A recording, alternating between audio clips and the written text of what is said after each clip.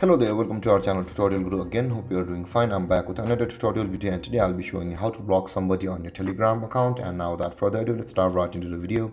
But before that, don't forget to like, subscribe and hit that bell icon for more videos. Now, to block somebody on Telegram account, let's open up our Telegram app first.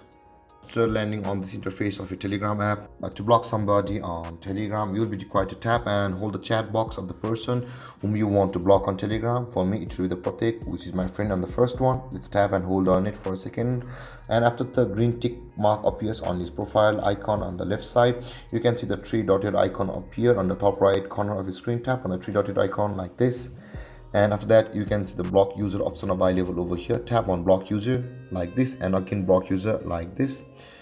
And there guys, we have successfully blocked somebody or a friend on Telegram app. And if you have any confusions or questions regarding the topic, don't hesitate to comment in the comment section below, and don't forget to like, subscribe and hit that bell icon for more videos. Thank you for watching guys. Peace.